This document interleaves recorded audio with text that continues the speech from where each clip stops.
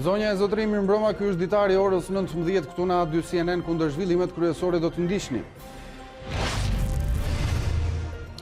Mbështetësit e opozitës qëndruan për rreth 3 orë në protest përballë kuvendit ku u zhvillua seanca parlamentare. Lulzim Basha udhtoi drejt Berlinit, ndërsa në Tiranë pritet vizita e zëvendës ndihmës sekretarit amerikan të shtetit Matthew Palmer.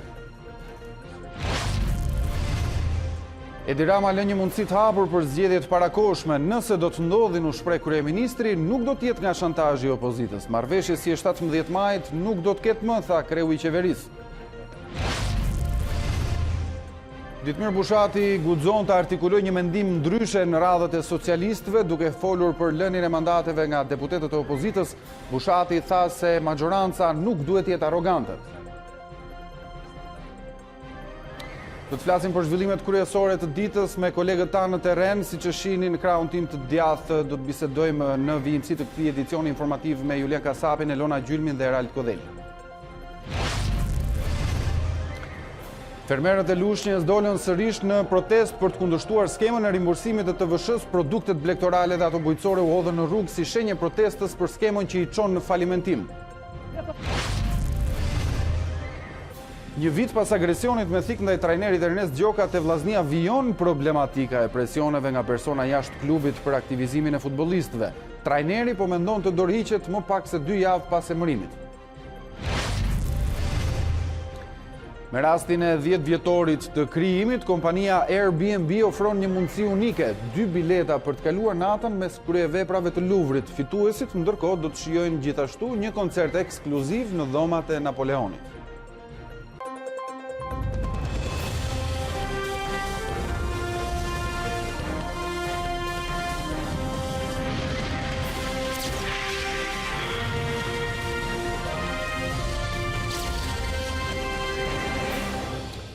Mbështetësit e opozitës qëndruan për rreth 3 orë në protest përballë kuvendit ku u zhvillua seanca parlamentare. Kjo ishte protesta e 8 e opozitës, ndërkohë që kryetari i Partisë Demokratike Lulzim Basha nuk ishte në protest pasi udhëtoi drejt Berlinit.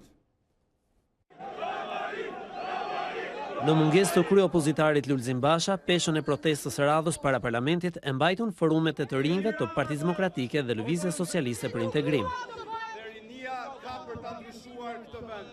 Por punë për të rinjt nuk ka, sepse Edi Rama po i shtyp të rinjt. Koha juaj ka mbaruar, nuk jemi këtu për protestuar, jemi këtu për të përmbysur një sistem që po arrenon Shqipërinë. Trajtat e një proteste studentore nuk dukeshin vetëm tek mbajtësit e fjalimeve, por edhe tek masiviteti i memeve dhe një instalacioni ku ironizohej qeveria dhe kreu i saj. Protesta u zhvillua në qetësi, por momentet e tensionit nuk munguan.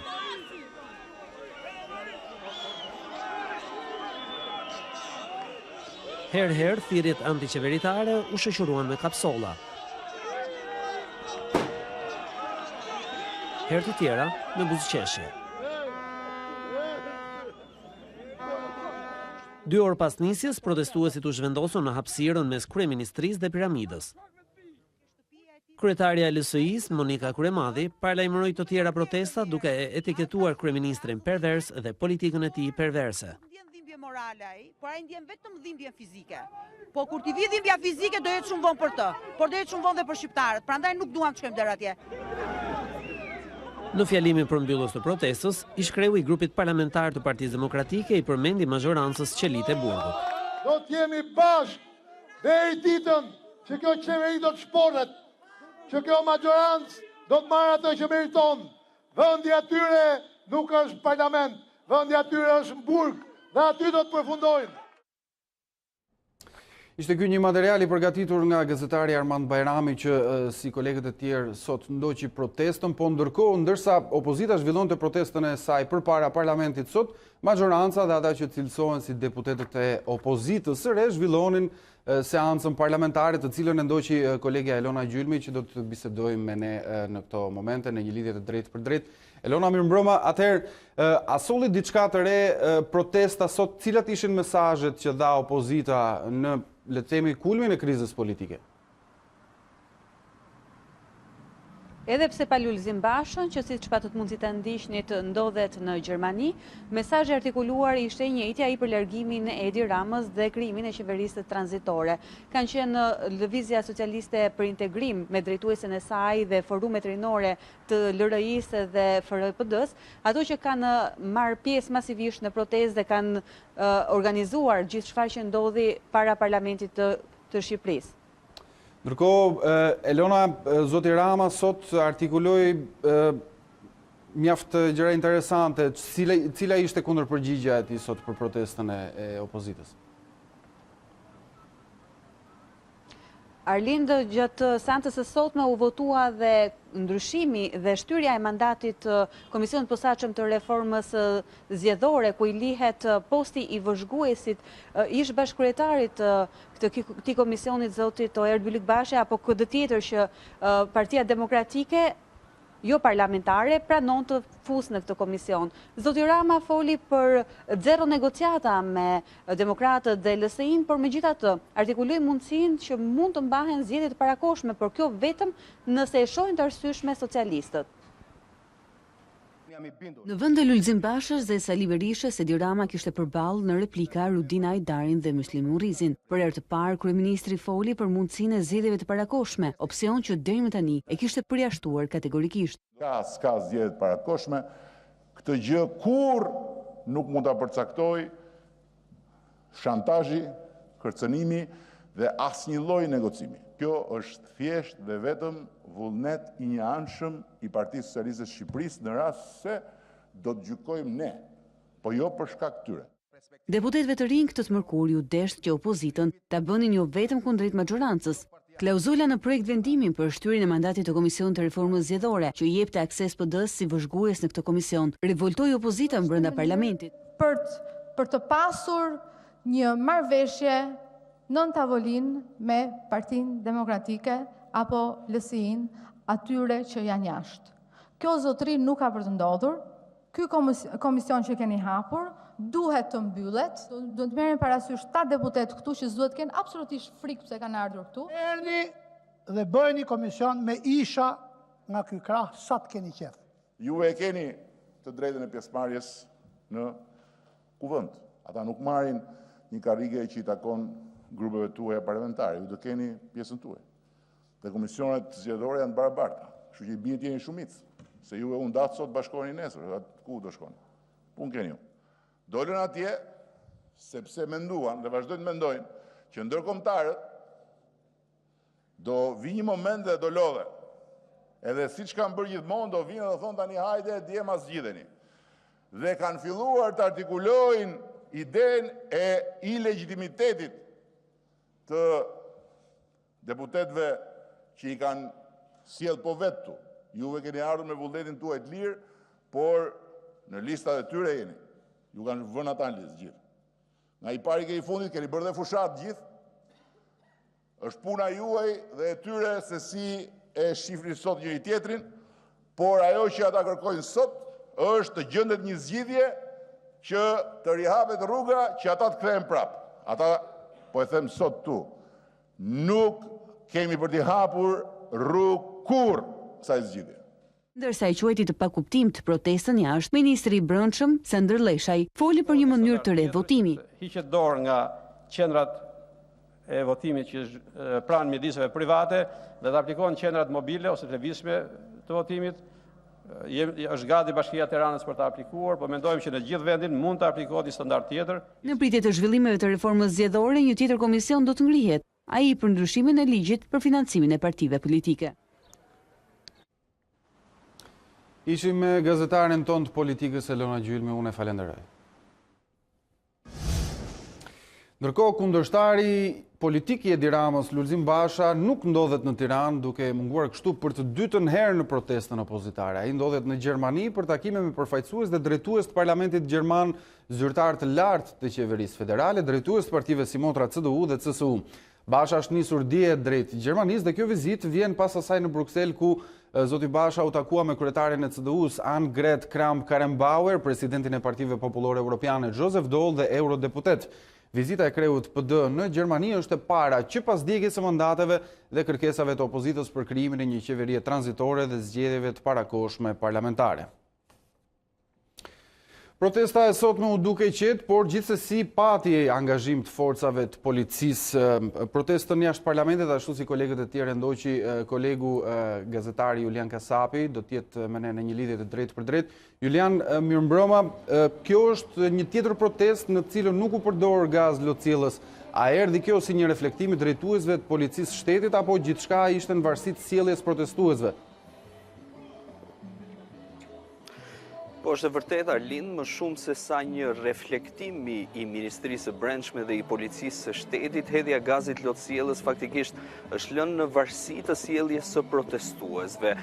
Përsa i përket të paktën në të gjitha protestat, kur hidhen sendet forta kryesisht drejt kordonit të parë të policisë. Flasim për sendet forta gur, si për shembull gur të cilat hidhen në drejtim të kordonit të parë të policisë, atëherë protestuesit e çajnë këtë kordon dhe gjenden përballë forcave të ndërhyrjes së shpejtë. Në këtë situatë për të shmangur dhe përplasjet ose konfrontimet fizike, policia në të gjitha këto raste ka hedhur gazin lotësielës. Por në paktën dy protestat e fundit, kjo situatë, paktën kordoni i parë i policisë ka arritur të mbajë pjesën më të madhe të protestuesve, ndaj dhe nuk është parë nevojshme hedhja e gazit lotësielës. Për sa i përket angazhimit policor në protestën e kësaj të mërkure, si gjithnjë u angazhuan 1300 forca policore, përfshirë repartin special Renea, forca Shqiponja, efektiv të rendit, por dhe forcat e ndërhyrjes së shpejtë.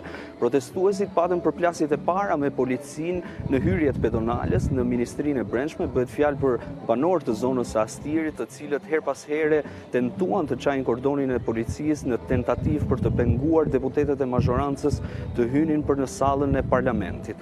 Më pas protesta vijoi me hedhje kapsollash kryesisht në drejtim të forcave të policisë, drejtim të kordonit parë të forcave të policisë dhe më pas nuk mund të mungonte marshimi i cili kësaj here ndryshe nga Komisioni Qendror i Zgjedhjeve, drejtoria e policisë kësaj here u ndal në afërsi të piramidës, aty ku dhe në mënyrë simbolike u doq një instalacion, pra një piramidë e cila simbolizonte piramidën e korrupsionit. Por ndryshe nga çka ndodhur të paktën në të gjitha protestat e fundit, ka pasur dhe përplasje mes vetë protestuesve. Për më tepër ndjekim materialin. Opozita protestoi për 4 orë në tubimin e 8 kundër qeverisë, ndërsa dhe kësaj here nuk munguan shtyrjet me kordonin e efektivëve. Në dy protestat e fundit, policia ka krijuar një strategji ku nuk është dashur hedhja e gazit lotësielës, por vetëm zgjerimi i perimetrit të sigurisë.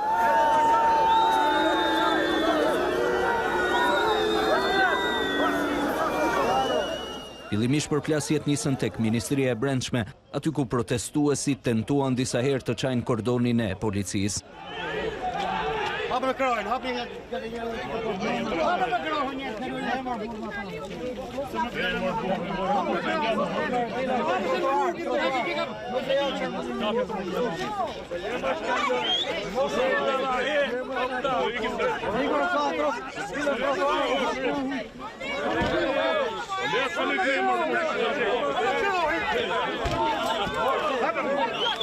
Më pas në hyrje të parlamentit vijuan hedhjet e kapsollave, por dhe thirrja se protestuesit që mbanin maska mund të rrezikojnë 6 muaj burgim. Nuk mund të mungonte marshimi i opozitës, i cili kësaj here u ndal në krah të kryeministrisë, ku në shenjë simbolike dogjën një instalacion i cili përfaqësonte piramidën e krimit.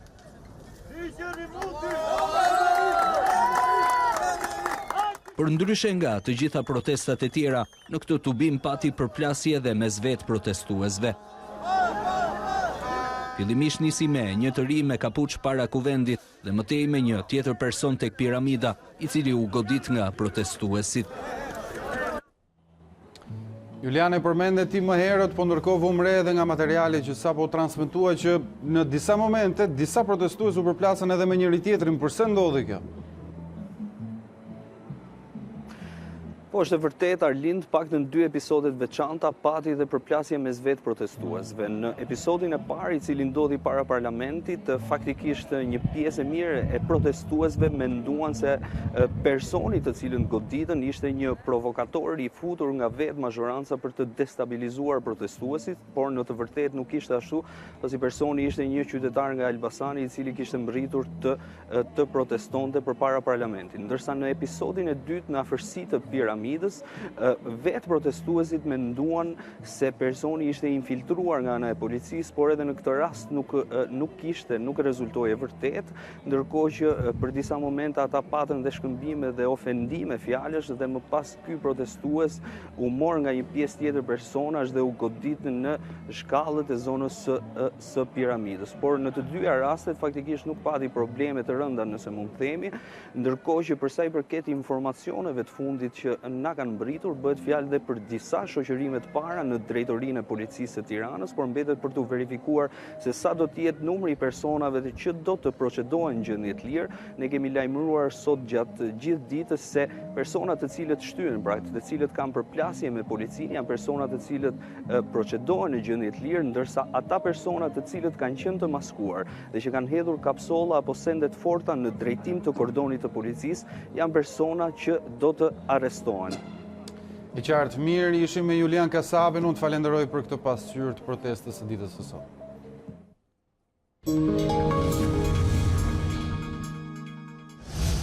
Ndërkohë, faktori amerikan nis të lëviz në nivelet larta për krizën politike në vendin tonë. Në fillim të javës që vjen, zëvendës ndihmës sekretari amerikan i shtetit Matthew Palmer do të vizitojë Tiranën, kur palët janë krejtësisht larg një zgjidhje politike teksa kriza po prek kulmin. Mësohet se Palmer do të takojë kryeministrin Edi Rama dhe liderin e opozitës Lulzim Basha. Një zëdhënës i ambasadës amerikane i tha A2 CNN se vizita është rutinë në fakt, në kuadër të një turi ballkanik, por që e gjen Tiranën në situatë politike të tensionuar. Në 2017, kur opozita ishte në muajin e 3 të ngujimit në çadrën para kryeministrisë para zgjedhjeve parlamentare, kriza u zgjidh nga një tjetër zyrtar amerikan. Zëvendës ndihmës sekretari amerikan i shtetit Hoyt Brian Yee negocioi mes palëve dhe më pas vizitës së tij më 17 maj u arrit marrëveshja mes kryeministrit Edi Rama dhe liderit të opozitës Basha. Ndërkohë, data e vizitës në Tiranë e zyrtarit të lartë të diplomacisë amerikane më 9 prill nuk duket e rastësishme, nisur nga fakti që takimet e tij bëhen vetëm pak ditë para protestës kombëtare të radhës së opozitës më 13 prill.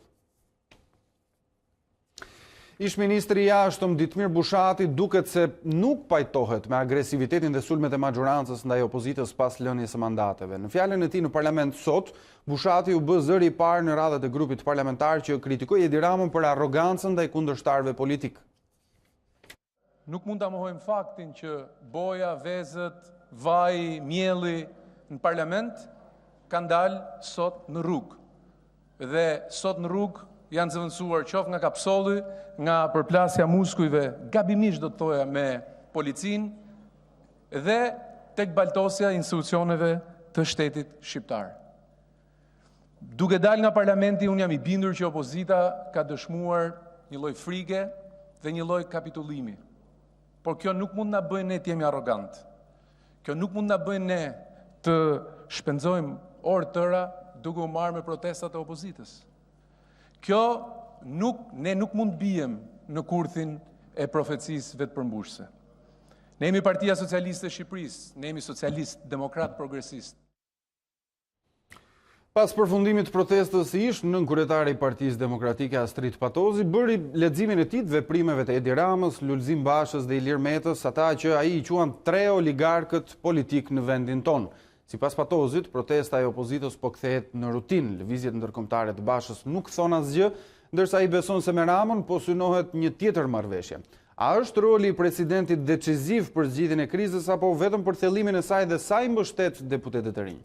Ndiqni disa prej momenteve të kryesorit të intervistës së zotit Patozi këtu në Ditarin e Drekës, në A2 CNN. Pra nuk përbën më një lajm serioz për shqiptarët faktin që ditën e 8 kur ka parlament ka dhe një protest dhe një herë në muaj ka dhe një protest pak më të madhe që shkon te kryeministria. Kjo po kthehet në një rutinë dhe rutinizimi i çdo gjëje, çdo ngjarje politike çon në zbutjen e efekteve të asaj që ti pretendon të marrësh nga aksioni politik. Perceptimi i publikut është që ky është një hall personal apo një hall i izoluar i militantëve apo një pjesë të Partisë Demokratike, i disa udhëheqësve të Partisë Demokratike dhe disa udhëheqësve të Lëvizjes Socialiste për Integrim. Dhe duke qenë i tillë, sigurisht që nuk do ketë përkraje. Zoti Patozi, çfarë duhet të dinte dhe të bënte më shumë zoti Basha? Zoti Basha e para njëherë duhet ishte i përgjegjshëm që të mos mendonte që djegja mandateve është leva Arkimedit në politikë, sepse është një aksion fundor, ekstrem, një lloj terrorizmi politik do thoja, që unë vetë nuk doja lejoja vetes as në ëndrrën më të keqe dhe as në presionin më të madh që të ndodhesha. Zoti Basha nuk mund të shkojë sot në dyert e perëndimit dhe të kërkojë zgjidhje për një hall që ka shkaktuar pa dijenin e tyre dhe pa njoftimin e tyre. Shqipëria ka nevojë për çlirim nga partitizmi. Është një gjë e gabuar që ka ndodhur 2008 me ndryshimet kushtetuese.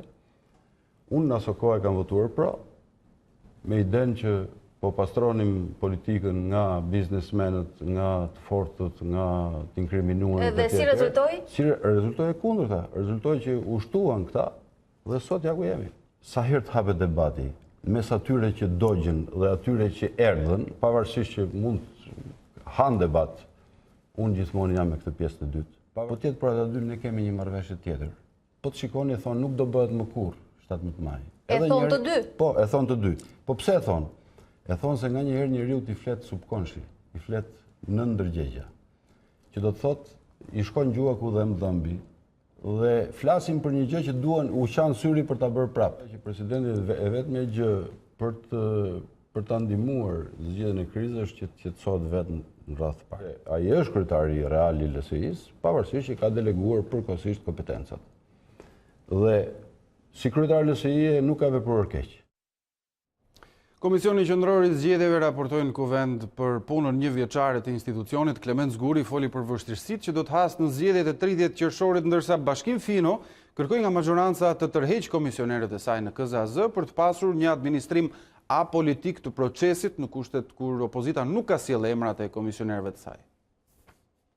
Klement Zguri, kryetari i Komisionit Qendror të Zgjedhjeve, e shesi sfidë organizimin e 30 qershorit, ku për herë të parë pas pluralizmit mund të shkohet në zgjedhje me një parti të vetme. Përplasja politike e këtij viti me shumë gjas nuk ka për të lënë KQZ-n pa e përfshirë në vorbullën e saj. Zgjedhjet vendore të 30 qershorit do të jenë një ndërmarrje e vështirë. Prandaj na duhet të përkushtohemi më shumë. Ato duhet të jenë të lira të ndershme. Për këtë duhet të qëndrojë dhe jap llogari KQZ-ja. Por ato duhet të jenë dhe kongruese. Shqiptarët duhet të zgjedhin, jo vetëm të votojnë. Ndërsa majoranca e ka të qartë se Komisioni Zgjedhor do shkojnë drejt politizimit, Bashkim Fino shkon përtej propozimit të Edi Ramës, duke rekomanduar që kjo të aplikohet që këtë 30 qershor. Ndaj nëse KQZ arrin të plotësojë numrin e domosdoshëm me komisioner, unë i propozoj grupit parlamentar të Partisë Socialiste që të tërheqë listat për komisionerët dorëzuar në KQZ. Pasi miratori rezolutën për punën vjetore të KQZ-s, Kuvendi dha 30 ditë kohë Komisionit të Posaçëm të Reformës Zgjedhore për të ndërhyrë në ligjin e zgjedhjeve. E gjithë opozita votoi kundër. Ish deputeti i Partisë Demokratike Ervin Saliani paraqiti sot fakte të reja për çështjen e dosjes Babale. Në përgjigje të publikuara dëgjohen disa biseda telefonike në data të ndryshme mes drejtorit të ri të policisë së Fierit Andon Marko dhe Fredi Alizotit. Audiopërgjimet tregojnë se miku i Ardi Veliut dhe Fredi Alizotit di shumë. Ai di se sa para ka marrë dëshmitari i sajuar për të dëshmuar kundër opozitës. Drejtori i ri i bandës në Fier e di se sa herë është takuar Alizoti me Ardi Veliun, se sa herë është takuar ai me shefin e madh. Sa herë dhe ku është takuar dëshmitari i Bler me Gramozin dhe Taulanten. Disa nga përgjimet që publikojmë sot tregojnë për afërsinë mes drejtorit të ri të sapo emëruar të policisë Fierit dhe dëshmitarit të sajuar ish trafikanti dënuar dhe bandit Alfred Alizotit. Qorti elektronik përcaktoi treshën e trupës gjykuese për procesin Tahirit e krimet e rënda. Trupa përbëhet nga kryesuesi Ardit Mustafaj, si dhe nga antarët Flora Hajredini dhe Irena Gjoka. Këto 3 gjyqtarë do të vlerësojnë nëse qëndrojnë ose jo akuzat e ngritura nga Prokuroria e Krimeve të Rënda ndaj Tahirit për trafikim të narkotikëve të kryer në bashkëpunim, si dhe korrupsionin pasiv të funksionarëve të lartë shtetëror. Do të jetë kjo trup që do të vendosë dhe mënyrën se si do të zhvillohet procesi gjykues. Ndërsa opozita protestonte në Tiranë, në Lushnjë, fermerët e zonës dhe të një pjesë të jugut tubuan sërish për të kundërshtuar skemën e rimbursimit të TVSH-s për produktet e tyre. Ata shprehen se me skemën e miratuar nga qeveria shkojnë drejt falimentimit të plot. Në shenjë proteste, ata kanë hedhur produktet e tyre blegtorale dhe bujqësore.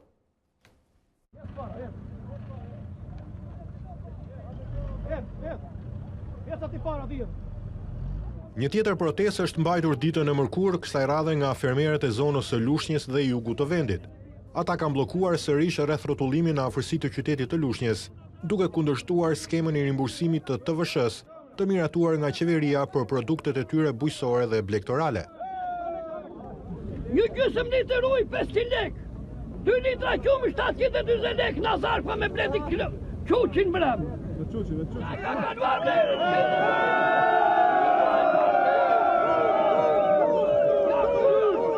Fermerët protestues kanë deklaruar se nëse kërkesat e tyre nuk merren parasysh nga qeveria, protesta e tyre do të përshkallëzohet më tej, me më shumë pjesëmarrje dhe me bllokim rrugësh.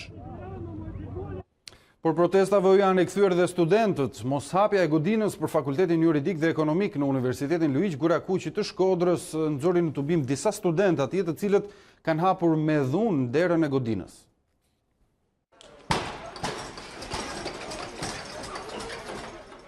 Disa studentë të Universitetit Luiq Gurakuqi të Shkodrës u janë rikthyer protestave për mos plotësim të kërkesave të tyre.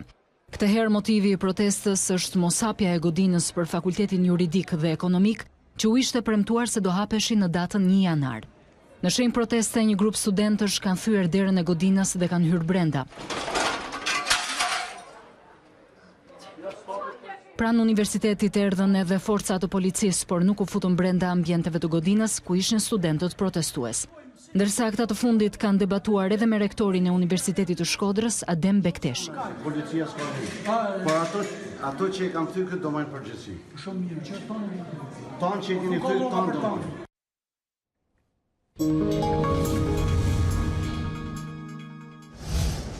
Sot në Washington nis ministeriali 2 ditori ministrave të jashtëm të vendeve anëtare të NATO-s, i cili mbahet në kuadër të 70 vjetorit të themelimit të aleancës. Shqipëria atje përfaqësohet nga zëvendës ministri i jashtëm Gent Cakaj, i cili ka nisur agjendën e takimeve. Në Washington udhëtoi gazetarja jon Klementina Cenkollari që sjell raportin në fjalë.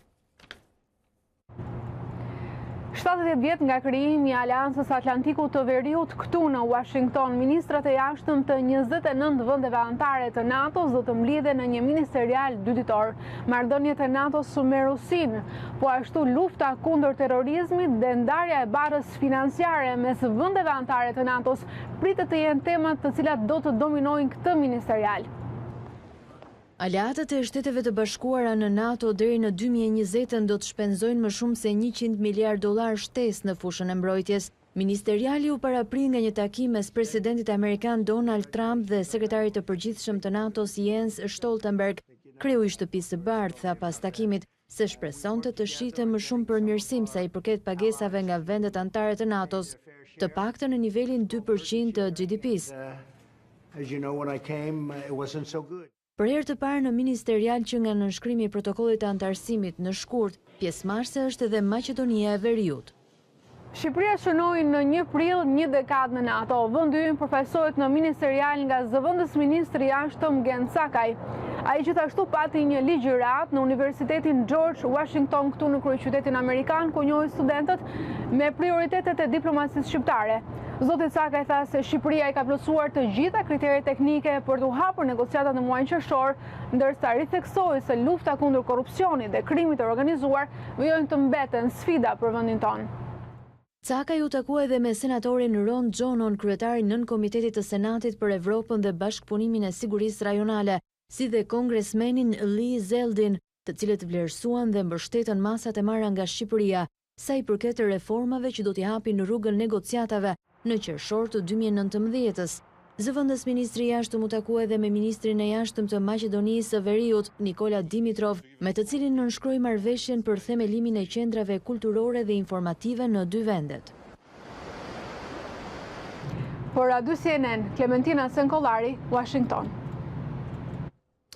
Reforma në drejtësi, krimi ekonomik dhe përballja ndaj bullizmit ishin tre temat kryesore të një projekti prej 5 milion eurosh që Këshilli Evropian ka akorduar Shqipërisë. Përfaqësues evropian dhe shqiptar konstatojnë problematikat dhe pikat e bashkëpunimit. Delegacioni i Këshillit të Evropës që mbërriti në Tiranë për të verifikuar reformat, kryesisht ato në drejtësi, konstatoi bashkëpunimin e Shqipërisë, por edhe disa mangësi. Albania fully participates in all dimensions of Council of Europe work. Shqipëria është anëtare e Këshillit të Europës dhe merr pjesë në të gjitha dimensionet e Këshillit. Kemi gjyqtar shqiptar, ekspertë dhe gjithashtu përfaqësues shqiptar në strukturat kundër korrupsionit. Askujt nuk I pëlqen të shkojë në gjykat, por rasti e do që të shkojë atje. Atëherë duhet të besojnë edhe tek vendimet gjyqësore që merren dhe si të tilla t'i ndjekin dhe t'i zbatojnë këto vendime. Drejtësia ishte pika kyçe që u diskutua në këtë konferencë, ku edhe pala shqiptare njohu përgjegjësitë e saj. Është gjithashtu e rëndësishme që të përmirësohen kapacitetet e administratës gjyqësore, rritja e cilësisë së shërbimeve që ofrohen nga gjyqësori, mbledhja e statistikave. Krimi ekonomik ishte gjithashtu temë e trajtuar, ku u tha se u sekuestruan 1.5 milion euro nga pasuritë e palishme vetëm në një vit, ndërsa bullizmi përbënte elementin e tretë, pasi 230 mësues janë trajnuar për të përballuar këtë fenomen dhe gjithashtu 7 parti u gjobitën për probleme me financimin e tyre. Avokati I popullit gjithashtu ishte pjesëmarrës. Këshilli I Evropës, ashtu siç edhe u tha këtu, është një nga organizmat që përcakton standardet më të larta të mbrojtjes së drejtave të njerëzit dhe në këtë kuadër institucioni ynë, duke qenë se mbron dhe ai pikërisht këto standarde të drejtave të njerëzit, është një nga përfituesit e këtyre programeve për të rritur kapacitetet në mënyrë të veçantë në fushën kundër diskriminimit dhe në atë të drejtave të njerëzit. Në takim u diskutua dhe për problemet në kompensimin e pronave, progresin në përshtatjen e legjislacionit shqiptar me atë të BE-s e tjerë. Në total, për përkrajen e palës shqiptare, ky projekt ka kushtuar 5 milion euro, ndërsa nga Horizontal Facility përfitojnë edhe vendet e Ballkanit Perëndimor. Serbia ka rritur eksportimin e armëve dhe pajisjeve ushtarake në rajon dhe botë. Amerika mbetet klienti më besnik dhe kryesor I Beogradit, ndërkohë vetë Serbia importon armatime nga Rusia. Tregtia e armëve po lulëzon në rajonin e Ballkanit, kështu të paktën raporton televizioni shtetëror serb RTS që thekson se Beogradi ka rritur eksportimin e armëve dhe pajisjeve ushtarake deri në 14%. Shtetet e Bashkuara të Amerikës mbesin një nga klientët më të mëdhenj dhe besnik të vendit. Gjithashtu bëhet me dije se Serbia do të prezantojë në fund të qershorit arritjet e fundit teknologjike në këtë fushë. Nga prodhimi total ne eksportojmë mbi 90% sa I përket pajisjeve ushtarake. Ne eksportojmë armë të gjithë kalibrit, granata, bomba, sistemet e aviacionit dhe nën kontraktor për avion lasta, thot Života Vučić, nga fabrika e prodhimit të armëve të Restnik. RTS bën me dije se Serbia eksporton armë gjithashtu edhe në Bullgari, Emiratet e Bashkuara Arabe, Egjipt dhe Arabi Saudite. Ndërsa vetë Beogradi importin kryesor të armëve e ka nga Rusia. Komisioni zgjedhor në Turqi vendosi se në 8 prej 39 zonave të Stambollit votat do të rinumërohen. Numërimi fillestar tregoi se kandidati kryesor I opozitës ishte nepërsit ngushtë, por Partia për Drejtësi dhe Zhvillim e presidentit Erdogan e kundërshtoi rezultatin në Stamboll dhe Ankara pasi humbi kontrollin në 2 qytete kryesore të Turqisë. Mediat turke kanë thënë se kandidati I Partisë Republikane Popullore Mansur Yavaş ka shënuar fitore të qartë në Ankara, por rezultati ka qenë aq I ngushtë në Stamboll sa që të dyja partitë kanë pretenduar fitore. Gazetat proqeveritare të mërkurën thanë se kishte pasur një konspiracion kundër Turqisë në zgjedhjet lokale. Gazeta Star e krahasoi rezultatin me përpjekjen për grusht shtetit të vitit 2016 dhe protestat kombëtare më 2013. Kryeministrja britanike Theresa May zhvilloi një takim pozitiv me liderin e opozitës laboriste Jeremy Corbyn. Ata diskutuan për 2 orë lidhur me një kompromis që do të zgjidhë ngërçin për Brexit. Ndërkaq, Bashkimi Evropian thekson se nuk ka shtyrje tjetër pa miratimin e ujdisë aktuale. Kryeministrea britanike Theresa May dhe lideri laborist Jeremy Corbyn u takuan për 2 orë në përpjekje për të gjetur një kompromis të përbashkët për të tejkaluar ngërçin për Brexit. Kryetari i opozitës i cilësoi shumë pozitive bisedimet me shefin e qeverisë, ndërsa parashikohet që të ketë negociata mes palëve edhe gjatë fundjavës. Mediat britanike paralajmërojnë se mund të arrihet marrëveshje mes 2 liderëve politik, por vështirë se kjo do të pranohet nga ligjvënësit. Duke folur në dhomën e komunëve, May mbrojti negociatat me opozitën, duke thënë se shpreson në një parafrim qëndrimësh. Kemi një numër fushash që bijem dakord për Brexit. Ne duam që të largohemi nga BE me një ujdi. Ajo që dëshirojmë tani është gjetja një zgjidhje që mund të garantojmë mbështetjen e parlamentit dhe të miratojmë ujdim për Brexit. Ndërkaq Bashkimi Evropian ju përgjigj negativisht kërkesës së kryeministres për një shtyrje tjetër të datës së largimit zyrtar. 12 prilli është afati i fundit për aprovimin e ujdisë së divorcit. Nëse dhoma e komunëve nuk shprehet deri në këtë datë, nuk do të ketë shtyrje të re. Presidenti i Komisionit Evropian ripërsëriti se skenari më i mundshëm me kushtet aktuale është ai i largimit të Britanisë pa ujdi. Bota reagon e shokuar ndaj ligjit të ri në Brunei që parashikon ndër të tjera dënimin me vdekje të homoseksualëve. Organizatat për drejtat e njeriut e cilësojnë ata si barbar dhe kërkojnë shfuqizimin e menjëhershëm të tij. Vendimi i Bruneit për të aprovuar një ligj të ri që i bën marrëdhëniet homoseksuale të dënueshme me vdekje ka alarmuar opinionin. Masat e reja që hynë në fuqi të mërkurën parashikojnë vrasjen me gurë të atyre që dënohen për raporte seksuale, për tradhti bashkëshortore dhe gjithashtu prerjen e gjymtyrëve të dënuarve për vjedhje. Sultani i shtetit të vogël aziatik kërkoi leksione edhe më të forta islamike, siç i quajti. Dua që mësimet islamike në këtë vend të bëhen edhe më të forta. Në një deklarat Human Rights Watch e cilësoi kodin e ri penal si barbar deri në gjenez dhe i bëri thirrje sultanit ta pezullojë menjëherë. E njëjta kërkesë erdhi nga OKB.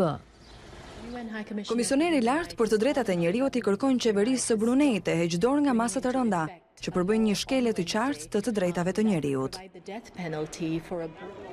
Ylli i Hollywoodit George Clooney dhe këngëtari Elton John kanë bërë thirrje që të bojkotohen hotelet në pronësi të Bruneit në mbar botën.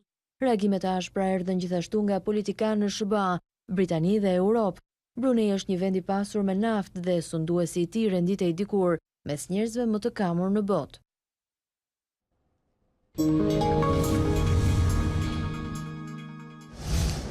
Kuksi, Skënderbeu, Tirana dhe Luftëtari janë 4 gjysmëfinalistët e Kupës së Shqipërisë. Kuksi triumfoi përballë Teutës 1-0. Rezultati 2-2 pas të 2 takimeve favorizoi Kuksin për shkak të golit jashtë fushë. Ndërkohë, Partizani u eliminua përballë Luftëtarit, i cili fitoi edhe takimin e dytë pas triumfit në Tiranë. 2 golet e Laçit ndërkohë nuk mjaftuan për të përmbyshur fitoren e parë të Tiranës, duke bërë që kryeqytetasit kalojnë në fazën tjetër.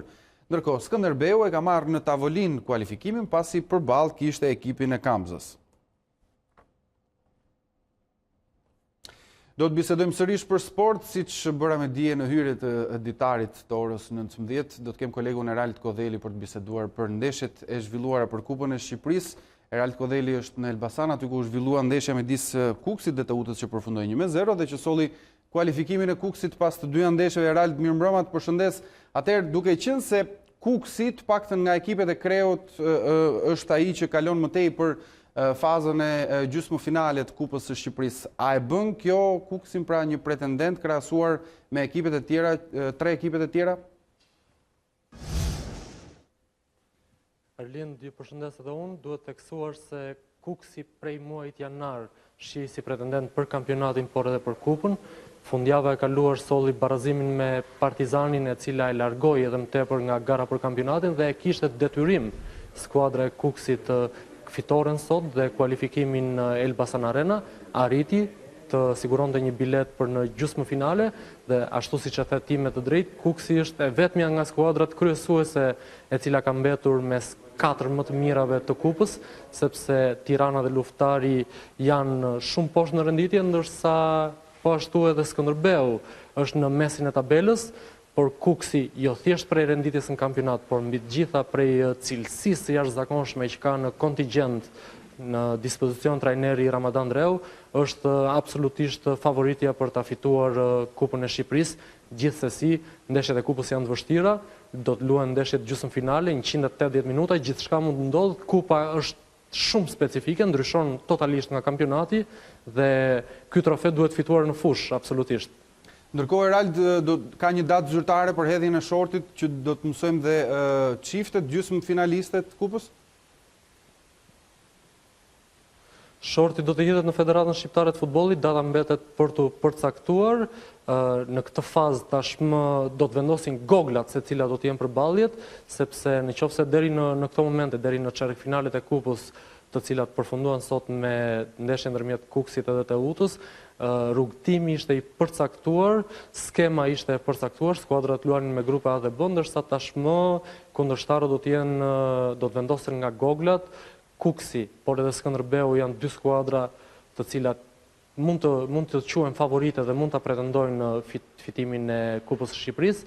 Nuk duhet haruar edhe Tirana, sepse bardheblut e kanë të vetme rrugë për të arritur Kupat e Europës, ndërsa për luftëtarin mendoj që është luks që merr pjesë në gjysmëfinalet e Kupës, edhe sepse më parë duhet të mendoj për të siguruar mbijetesën në kampionat, por shorti do të përcaktojë dhe çiftet, nuk përjashtohet dhe ajo që mund të jetë finalja e parakohshme ndërmjet Kukësit dhe Skënderbeut. Përpara se të ndajemi, Erald, një koment shkurtër të paktën për eliminimin e Partizanit, bën pak përshtypje në fakt, por ndërkohë të sjell një mendim sikur Partizani ka bërë llogarit për të fokusuar tek kampionati apo jo. Çdo skuadër do donte të fitonte të gjitha ndeshjet që luan në fushën e lojës, do dëshironte të fitonte të gjithë trofet e mundshëm që janë në dispozicion, por nuk duhet haruar që çerek shekulli pritje në kampionat, ndoshta e ka bërë Partizanin që të bëjë llogaritë veta, që të fokusohet te kampionati, aty janë shanset si asnjëherë tjetër për të kuqt që të triumfojnë në këto 25 vitet e fundit. Mund të themi që vetëm matematika i ndalon ata që të festojnë titullin kampion, vetëm matematika i mban rivalët ende në lojë dhe do të luajnë për aq kohë sa Partizani nuk e ka fituar titullin ende pa përfunduar sezoni, dhe ndoshta është e drejtë sepse trajneri Gega ndoshta mendon se nuk kanë në dispozicion një skuadër për të luftuar në të dyja frontet, kanë zgjedhur kampionatin aty ku me 99.9% janë kampionë, edhe pse mbeten 10 javë për të luajtur, janë shumë pikë ende në dispozicion, gjithsesi Partizani është në rrugën e dur dhe atë rrugë ka preferuar të zgjedhë, është një titull që e presin të gjithë të kuqt, mbi të gjitha e presin tifozët. E qartë, falenderoj për këtë pasqyrë, ishim me kolegun Erald Kodheli drejt për drejt nga Elbasan Arena.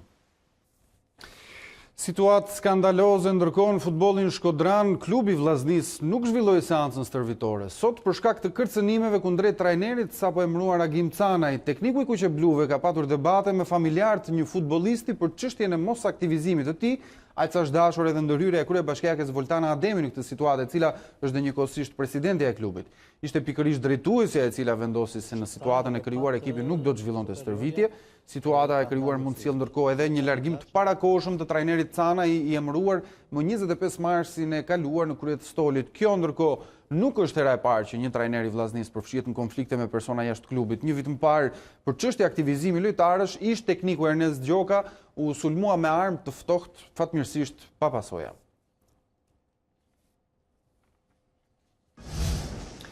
Me rastin e 10 vjetorit të krijimit, kompania Airbnb ofron një mundësi unike, 2 bileta për të kaluar natën mes kryeveprave të Luvrit. Fituesit ndërkohë do të shijojnë gjithashtu edhe një koncert ekskluziv në dhomat e Napoleonit.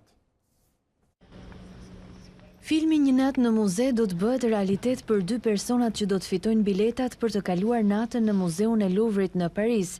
Vizita ekskluzive e ofruar nga Airbnb do të përfshijë një tur në shoqërinë e një historiani arti, mundësinë për të trokitur gotat para Mona Lisës së famshme dhe për të darkuar pranë Venus de Milo, por nuk mjafton me kaq. Një koncert privat do të mbahet në dhomat e Napoleonit të tretë, para se të ftuarit të kalojnë natën brenda një mini piramide të ndërtuar posaçërisht për rastin. Nata në Muzeun e Luvrit është një mënyrë për të shënuar 10 vjetorin e platformës Airbnb. Parisi është një qytet shumë i rëndësishëm për Airbnb, pasi aty jeton komuniteti më i madh i mikpritësve dhe të ftuarve. Ne kemi shumë për zemër që t'i ofrojmë eksperienca të mrekullueshme komunitetit tonë. Piramida ikone Luvrit festoi pak ditë më parë 30 vjetorin e krijimit. Zëvendës administratorja e muzeut tha se eksplorimi i holleve të ish pallatit mbretëror gjatë natës do të ishte një eksperiencë unike. Ne e shohim Luvrin si vendin më të bukur në tokë. Kështu të flesh në piramidë duket si një ëndër e çmendur. Nuk është bërë kurrë më parë. Fituesit e mundësisë që vjen një herë në jetë do të zgjidhen përmes një kompeticioni të nisur në 2 prill. Të interesuarit duhet i përgjigjen një pyetje të thjeshtë: pse mendoni se do të ishit i ftuari perfekt për Mona Lisën? Mirë ndikim, ndërkohë edhe Tanja Porjan për të mësuar se si do t'jetë moti në vijim. Mirëmbrëma të nderuar shikues të A2 CNN, jemi sërish së bashku me kushtet e motit për ditën e nesërme. Vranësirat të mbeten prezente gjatë gjithë ditës së nesërme, duke gjeneruar shira të dobët me karakter lokal. Kryesisht shirat do të jenë prezent në zonat lindore të territorit, por nuk përjashtohet mundësia e shirave në veri dhe në qendër. Përsa i përket orëve të natës, do të ketë fuqizim të vranësirave në të gjithë territorin, të cilat sjellin shira të përkohshëm sërish të karakterit lokal. Temperaturat për ditën e nesërme do të ulen me 2 gradë Celsius kjo në orët e mëngjesit, kur pritet minimumi 2 gradë Celsius në verilindje edhe në juglindje të territorit, ndërkohë mesdita sjell vetëm një rënje të lehtë të vlerave termike, duke shënuar maksimumi 19 apo 20 gradë Celsius. Edhe kontinenti evropian për ditën e nesërme. Në pjesën më të madhe të saj, Europa vjon me kthjellime dhe vranësira të shpeshta, ndërkohë rreshje deri mesatare pritet të ketë në brigjet dhe gadishullit iberik, si edhe kryesisht në mezeun lindor. Rishfaqen rreshjet e dëborës në zonën e Alpeve të Europës.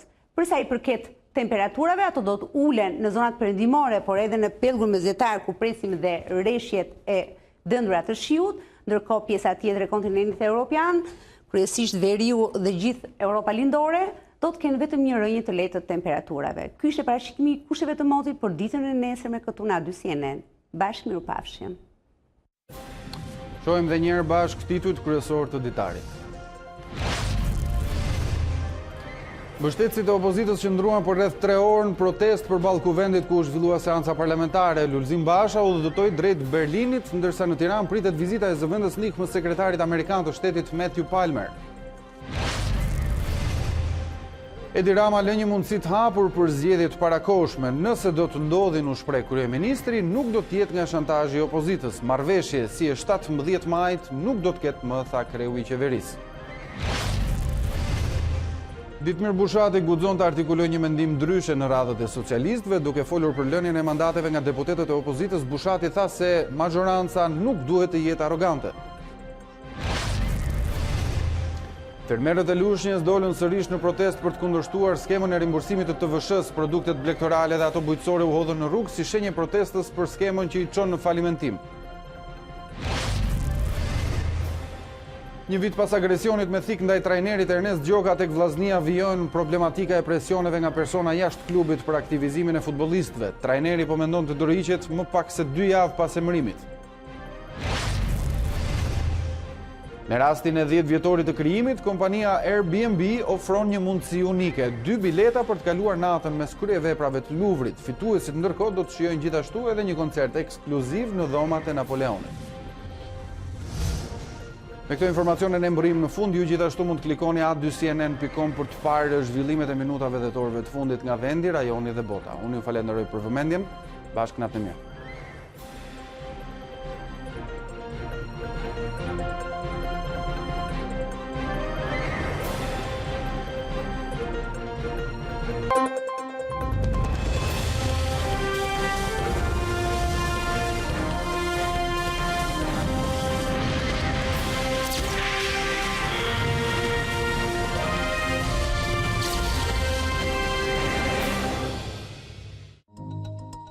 Unë jam Arlin Disa, ky është Ditari në A2 CNN. Për të parë të gjitha videot e Ditarit, klikoni subscribe.